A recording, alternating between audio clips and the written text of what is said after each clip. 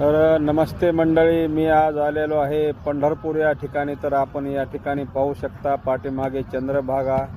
इकडं चंद्रभागेच्या काठेवरती हे बांधकाम वगैरे असं या प्रकारचं एकदम छान असं मस्त वाळवंट, चंद्रभागेचं वाळवंट आपण पाहू शकता. माझ्या पाठीमागे आपल्याला सर्व वाळवंट दिसत आहे. आणि पाठीमागे जो आहे हा नवीन ब्रिज झालेला, जो उंचच्या उंच की तिथपर्यंत पाणी जाऊ शकत नाही. पण यावर्षी या सुद्धा ब्रिजला पाणी लागलं होतं. एवढं मोठं पाणी या ठिकाणी चंद्रभागेत होतं. अशा प्रकारचं वातावरण या ठिकाणी पंढरपूरमध्ये सध्या आहे, आपण पाहू शकता. पाठीमागे जर पाहिलं तर पाठीमागे हे आपण पाहू शकता, हे पुंडलिकाचं मंदिर आपल्याला पाहण्यास मिळतं. हे पाठीमागे बघा. तर अशा प्रकारचं वातावरण सध्या पंढरपूरमध्ये आहे. आणि मी सध्या या घडीला, या क्षणाला पंढरपूरमध्ये येऊन पांडुरंगाचं दर्शन आणि आनंद घेत आहे.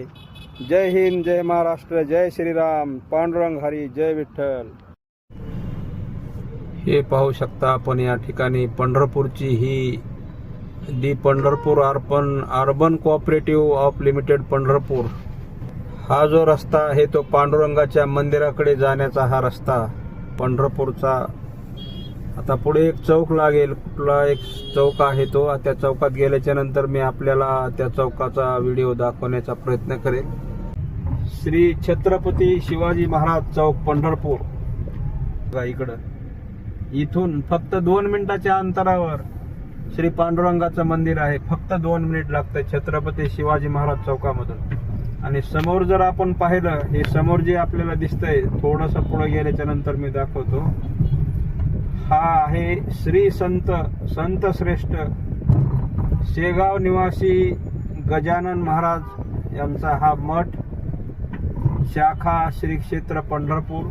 श्री संत गजानन महाराजांचा मठ या ठिकाणी आपण पाहू शकताय. हा अशा प्रकारे हा आहे एकदम छान शिस्तप्रिय मठ.